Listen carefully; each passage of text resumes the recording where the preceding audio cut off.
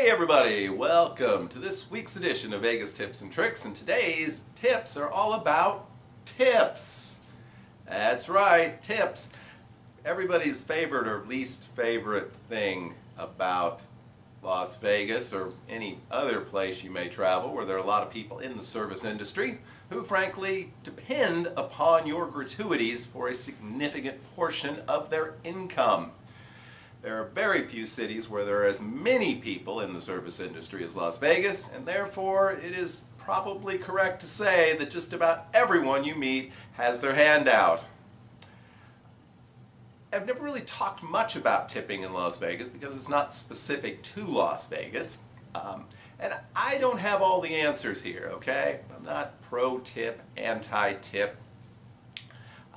I do feel sort of obliged to play a part in this, but in addition, I feel like it probably enhances the experience and makes you feel a little bit better about yourself. Frankly, if you're going to Las Vegas and you're spending hundreds and thousands of dollars gambling and seeing shows and eating out, you can probably afford to throw a few extra dollars at the people who are behind the scenes making that experience better.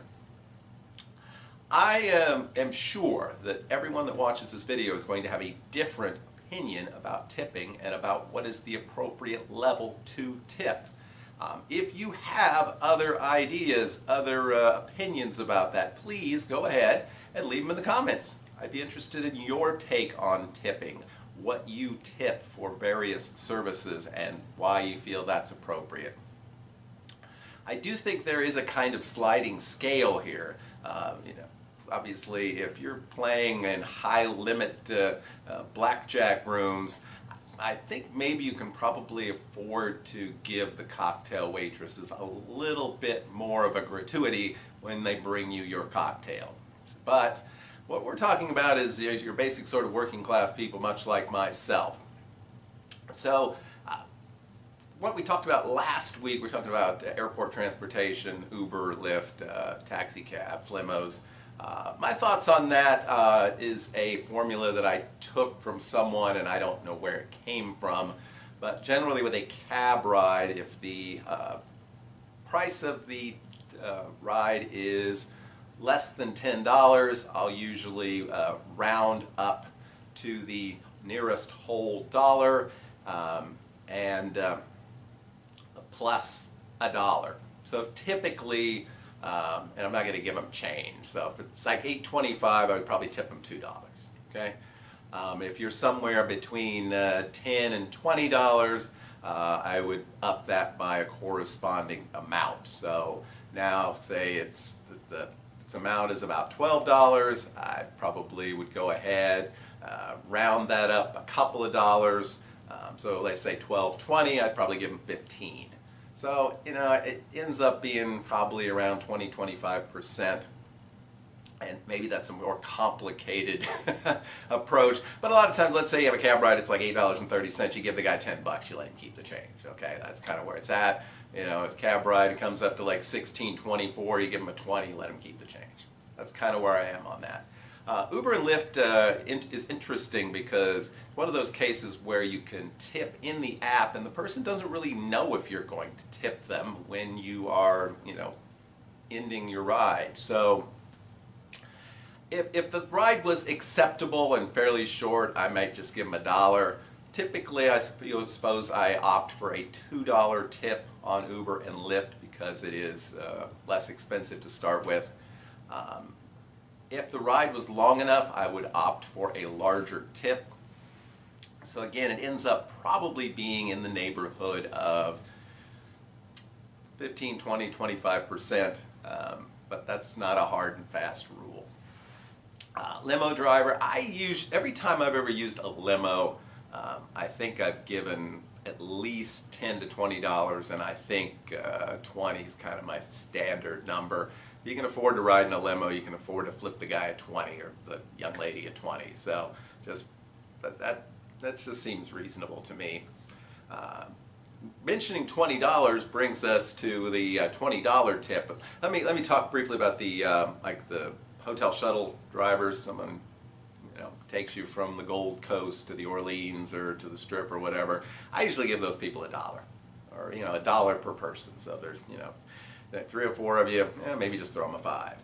There's a very small number of people on most of these sort of shuttle buses who tip. So I think they really appreciate it more than most people, and I don't think they make a ton of money. I don't know. So the notion that you might tip the desk clerk with the idea that they're going to give you an upgrade, the $20 trick, so to speak. I tried it once and I sort of botched it, but I still ended up getting upgraded, at least slightly. So there are some hotels that have a rule against doing it. A lot of times you can kind of tease them with the $20 bill without actually giving it to them and ask them about a possible upgrade. You're allowed to tip them for the services they provide, but you're not allowed to bribe them in order to get a free room upgrade. So think of it that way. And some people, for longer stays or at nicer hotels, have even talked about the $50 trick or the $100 trick. Take a shot. Dream your dream. Who knows? You could get lucky. The next person that almost every single visitor to Las Vegas deals with, and with whom I've always kind of struggled with the tipping on this thing, but I'm on board now, and that is the person that cleans your room. Please give these people something. I've settled on what I consider a pretty good amount. I give them $5 a day. I think that's very fair. I usually do it on the last day that I'm staying there. You can do it on the first day you're staying there. I think in most cases a lot of these tips get sort of pooled. Not sure exactly how that works, but you want to make sure that whoever cleaned the room that day gets something. You can give them $5 a day. There's usually an envelope there. You can leave it on the pillow or something like that. So I used to not tip the maids, and I just started feeling sorry for the fact. I mean, they're doing probably the dirtiest job that you're asking anybody to do, and that's clean up after you. And so I'm on board with tipping the maids. Please do, even if it's only a couple of bucks a day or $5 a day or something. Appreciate those folks that come in and work hard. And I tipped them once and I asked them for some extra coffee, and guess what? I got extra coffee. So it never hurts to have those people on your side as well. And of course, there's tipping the cocktail waitresses and the bartenders.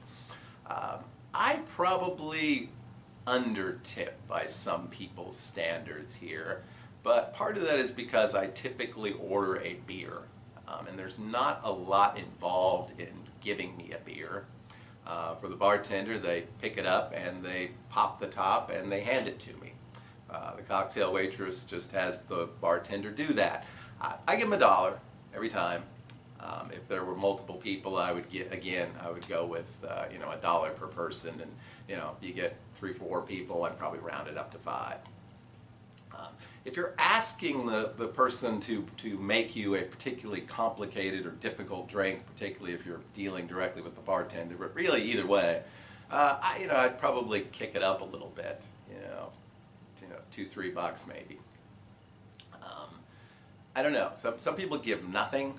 That's not a good way to ensure quick service on the floor of a casino, particularly with, in many cases, not as many folks roaming around giving you free drinks as there used to be.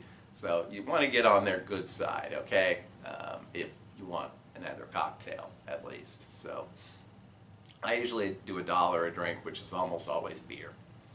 So that's a guideline that I would have, whether it's the bartender or the cocktail waitress. Some people have a philosophy, I guess, particularly if they're going to be there for some time.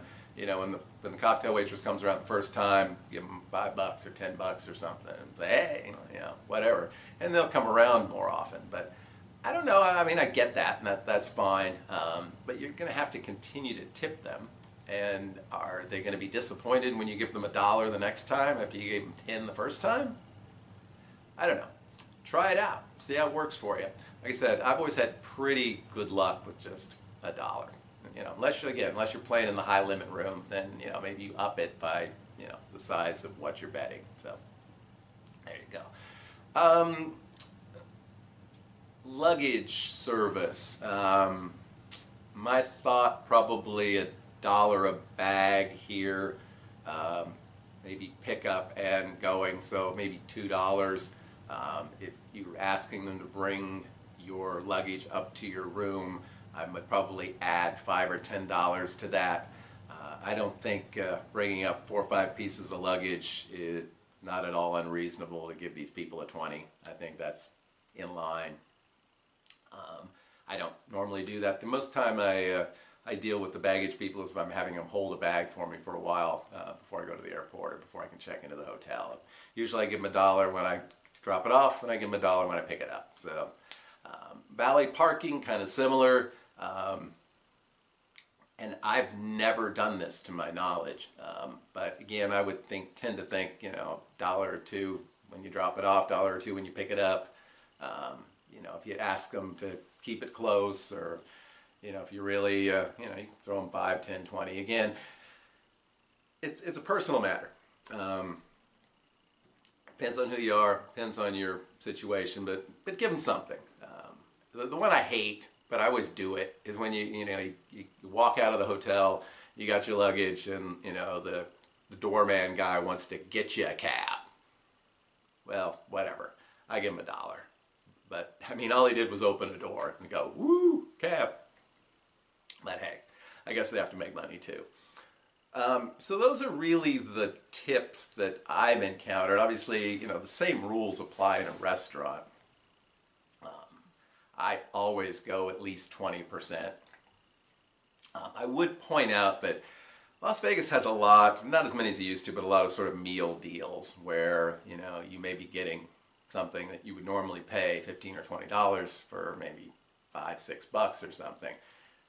You might want to tip a little bit more in those situations if you've got the equipment, you know, or if you're getting some kind of a 2-for-1 deal. Tip based on the amount you would have paid if you had to pay for both meals, okay? Don't tip based upon the half price. It's not the waiter or waitress's fault that you know, paid less than you normally would have. They still had to do exactly the same work, so keep that one in mind. And I'm always a little torn on the buffet tipping, and you know, this is another one where if you've got some good feedback, I'd love to hear it, but I usually just leave them $1. You know, if all they're doing is bringing me a drink once or twice.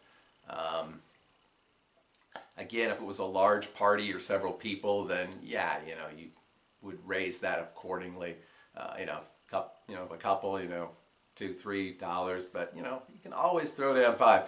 And that's the thing about tipping, and that's why, again, I haven't touched on it that much. But it's a personal choice, and it's a choice you have to decide what's going to work best for you. So those are some of my thoughts. That's just what I do when I'm in Las Vegas and when I have to tip someone or when I'm expected to tip someone.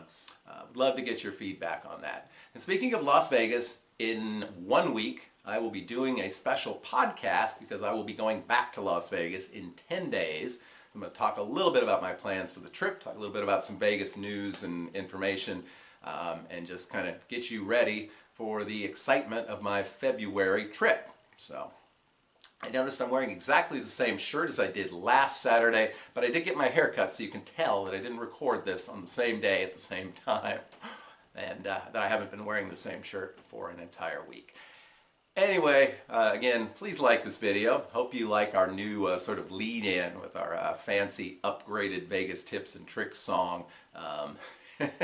We're working on that, but we're going to continue to try to upgrade the quality of these presentations. So thanks for watching. Hope you have a great week and a lucky week, and we'll see you soon.